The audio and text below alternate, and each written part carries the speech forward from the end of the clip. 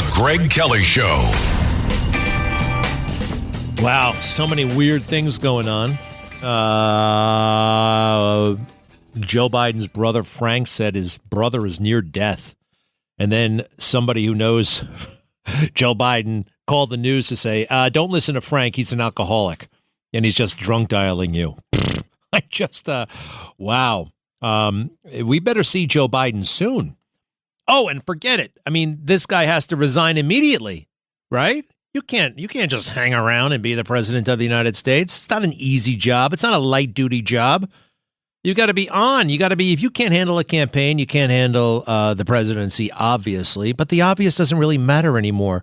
What's right and just, we have the Democrat Party is basically like the Communist Party. It is like the Communist Party in Russia, the Soviet Union in 1980, where it was all about cover and concealment, distortion, lies, and a couple of shady people behind closed doors known as the Politburo. They got together and they, they kind of worked out their grievances and their gossip and who they liked and didn't like. And we called it Kremlinology. You know, you couldn't really nobody could really watch what was happening over there and know what was going on because it was all fake. They didn't have elections. It all happened behind closed doors. Actually, it happened behind walls inside a place called the Kremlin, which was like their Capitol Hill, but it was like a fort. So they had this whole science. It was called Kremlinology. And you try to figure out who's out, who's up, who's down, and that's what it is like now. You know, Kamala Harris has not received one vote for president. Not one. She's like, and she's terrible at it. But guess who likes her? And guess who's hot for her? And has been for a long time, Barack Obama. To the extent that he likes the ladies, he likes Kamala. He said it in public. He said it, and he had to apologize for it. Y'all got a really good-looking attorney general. It's back in 2013 when he went out there to California to, raise money. What a disgusting, weird time we're in, huh? There's his, J.D. Vance has just taken the stage in Ohio. Good for him. He's the new vice presidential nominee. He looks great. And great story, great ability. He's got a brain, and he's got accomplishments, and I like that. James Flipppin, Kamala Harris doesn't have much of a brain, and there's a lot of speculation as to who she's going to pick. I don't think this is a done deal yet by any stretch. There's all kind of subterfuge that can still happen. That is probably happening right now. I hear there's rallying around Kamala. I don't know about that. Well, at least one of the party elites just recently threw her endorsement behind Kamala. You see now Nancy Pelosi has come out and backed her candidacy. Speaking of alcoholics. Look, I'm an alcoholic too. I stopped drinking, and not to make fun of it, but she does seem loopy half the time, right? Except while making her stock picks. Yeah, right. They've done very, very well.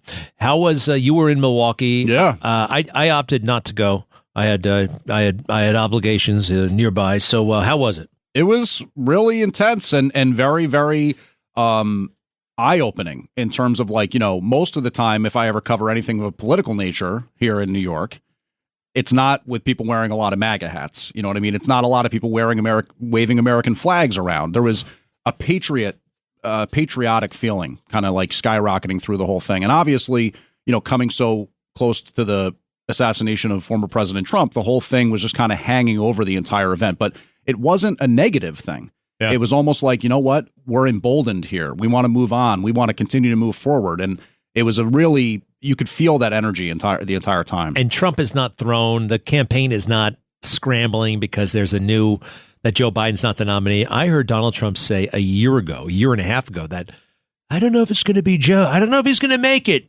He actually, polled the audience to find out if they would make it or not, if Biden would make it. And they've been expecting a switch. I predicted it a year and a half, 2 years ago. Hey, here's Kamala Harris. I think this is the first time she's speaking since they're trying to make her the nominee and Joe Biden's out. Go ahead with this. This is at the White House not too long ago. And I wanted to say a few words about our president.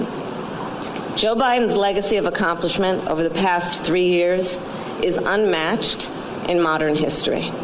In one term, he has already, yes, you may clap.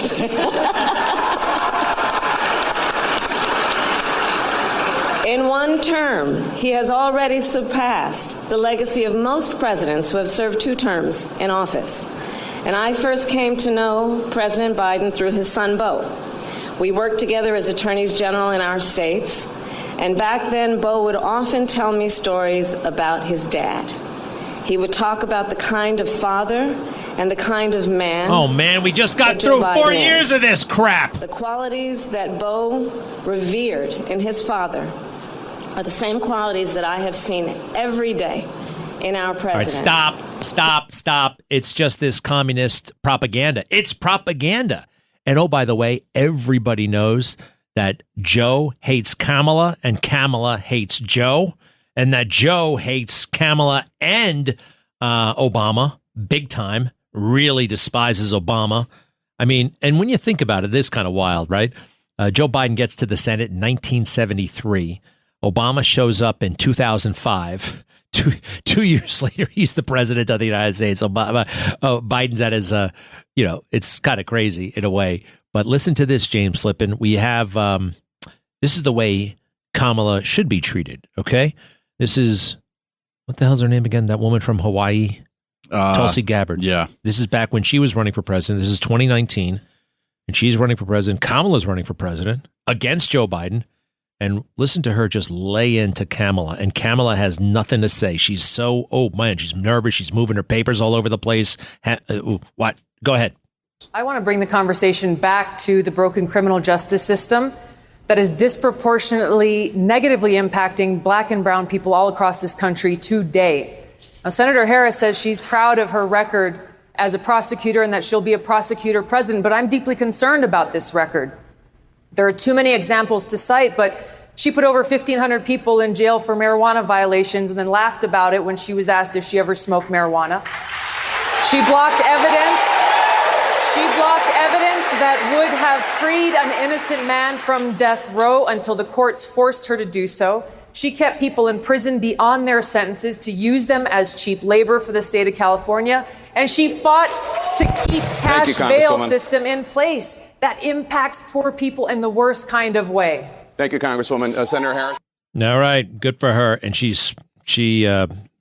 lost that debate. She lost the campaign, 0%. She had to get out. And also, James, she is a nutbag who, yells and screams at people. Yeah, I mean, look, I tend to agree with you on everything you're saying here, but don't you think that the way the media is going to spin her background as a DA now and top prosecutor is going to be an attempt to kind of like get at that law and order issue, whereas in 2020, there was the whole George Floyd thing and defund the police was really in vogue and all that kind of stuff. I mean, are you concerned that the media is going to try to paint Kamala as this big like crime fighter now? She's not. She's just like any career politician. She doesn't really believe in anything other than what's fashionable in the moment, what will enhance her power and status in the moment. There's no core conviction, right? She's blowing in the wind. So, there's ample stuff, where she went overboard on certain things and under prosecuted on others. There's some MS-13 guy who slaughtered a family and she lobbied to make sure he didn't get the death penalty, stuff like that really bothers me. Oh, and don't forget, the only reason why we have Vice President Harris is because of a guy named Willie Brown. Willie Brown is a very important guy in California to this day.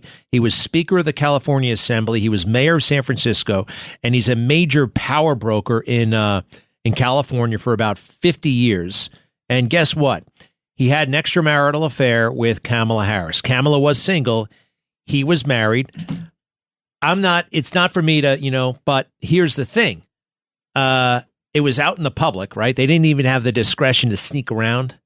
And he hooked her up with all kinds of crazy jobs in government, right? So she was double dipping all over the place. She was an assistant prosecutor, but she's on this board and that board, and they paid big money. Politicians benefiting from politics. I just hate the whole damned industry. And I heard the other day that David Plouffe, I don't know if anybody knows who David Plouffe is, but he managed Obama's campaign in 2008 and I believe in 2012.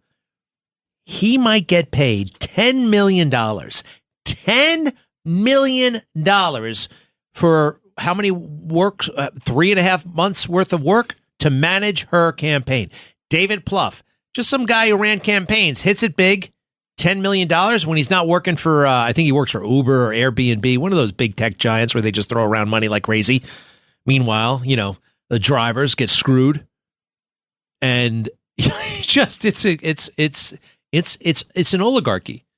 It's an oligarchy, just like they have in Russia, in the Soviet Union.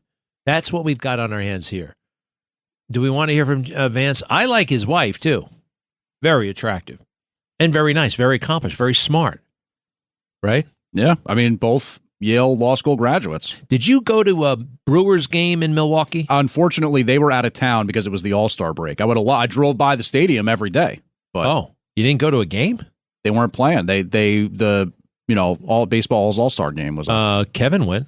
They were there earlier because they drove out with all the equipment. So they went on like Saturday it was Saturday. They were there when the president got shot. You missed out. I did.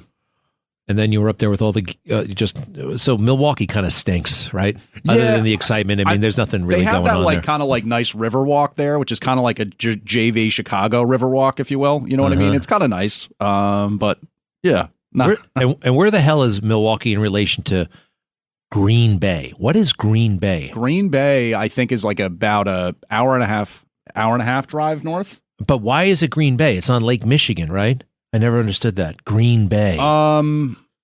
Nobody knows. Yeah, nobody knows. It's a little bit inland, I guess. Nobody knows the story. Hey, one other thing. I do think it was a miracle that Donald Trump survived that shot. I think is divine intervention. And Bill Maher is a thoughtful man. Mm-hmm. I will say this, is a thoughtful man, but he doesn't think it's divine intervention. I just want to hear this. Cut 9, please. Cut 9. People see signs because they want to see them. It's why stalkers think Taylor Swift is blinking "Marry Me" to them in Morse code.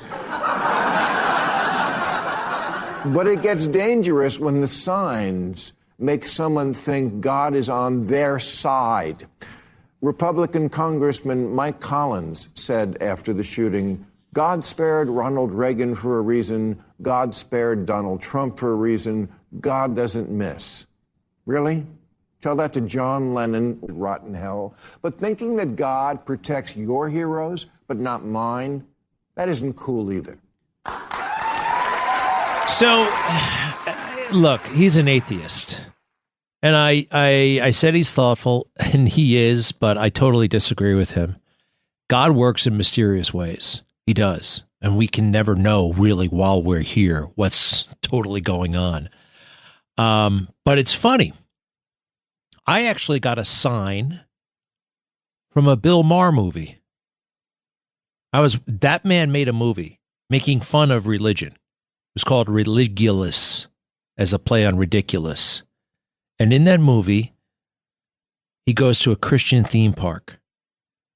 And he's making fun of the people there and the people who work there. And one of the guys is like recreating the crucifixion of Jesus. And he's dressed as Jesus, and after the recreation is done, Bill Maher interviews him and starts hassling him and give him a hard time a little bit, tweaking him here and there. And the guy said in frustration, but not really frustration, he just kind of said, look, it's like trying to understand, it's like me trying to explain a color TV to an ant. It's beyond our comprehension. And I was like, that really hit me. Exactly. It was like exactly what I needed to hear at that time. It just stayed with me. And he said some other things too. And it was just like, and it, in a weird way, planted a big, big seed that grew into my faith. Now it's pretty strong, mm-hmm. and hopefully grow stronger. I mean, in a weird way, I have Bill Maher's movie to thank for that. I needed to hear that at that point. It's like, that makes so much sense, what that man said, under duress, being made fun of. He does work in mysterious ways. And I've thought about that. Kennedy, Kennedy was killed, right? God lets things happen, but we don't know. We have free will, but we're still... Kennedy had done a lot in his life, if you know what I mean, right? Maybe he didn't want... maybe America wasn't ready for the story of, White House interns having orgies in the pool with the President of the United States. We weren't ready for that then. I don't think America was. And if we did have those stories, it could have really undermined our power, our standing in the world, made us vulnerable to who the hell knows what. And we kind of were ready for it by 1998 when it rolled around, but that was still crummy. So, and just to pick up on that, Greg, I would just say, like, I agree with you. You know, my ways are not your ways, right? As God teaches. But at the same time, a lot of what happened with the JFK assassination and kind of the things surrounding it, all the questions that emerged, kind of put people on the path of questioning the deep state a little bit, right? Yeah, listen, Kennedy wanted out of Vietnam. He wasn't committed to Vietnam. And we believe that the deep state really wanted that war. All right. That's one of the things that he had going against him. Just like Nixon wanted to make peace with Russia and peace with China. They really didn't want that. Anyway, it's totally fascinating. More on everything. Thank you, James Flipppin. Be right back. Greg Kelly.